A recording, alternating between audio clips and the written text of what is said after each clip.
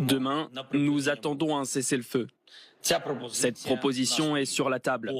Un cessez-le-feu total et inconditionnel d'une longue durée pour fournir la base nécessaire à la diplomatie peut rapprocher considérablement la paix.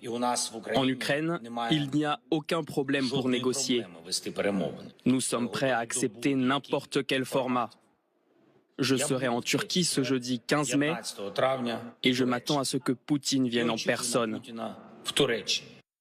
Ronald Dato, quand on écoute là, Volodymyr Zelensky, est-ce qu'on peut se dire que pour ces négociations, il a un peu les cartes en main? Oui, pour une fois, il a les cartes en main, c'est le cas, c'est bien dit. Je pense qu'il met Poutine face à un ultimatum, dans la mesure où lui se dit prêt à aller à Istanbul.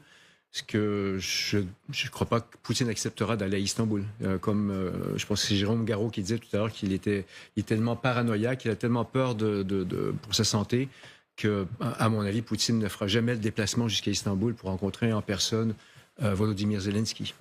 Alors là, quand on regarde ce qui se passe, même au niveau finalement de l'armée, là, est-ce que Vladimir Poutine aurait intérêt à aller à des négociations? C'est le vrai problème, c'est quoi? Les sciences politiques, c'est quelque chose de linéaire. Donc on va comprendre le début, la suite, il y a une espèce de continuité quelque part dans la compréhension de ce qui se passe. Le problème, il faut analyser le jeu des acteurs. Aujourd'hui, le jeu des acteurs, il n'est pas du tout calibré, il n'est pas du tout carré. En fait, chaque sous-structure va jouer son propre rôle. Je prends un exemple. Les Européens se retrouvent miraculeusement, à la table des négociations, alors qu'il y a 3 semaines, ils étaient totalement éliminés.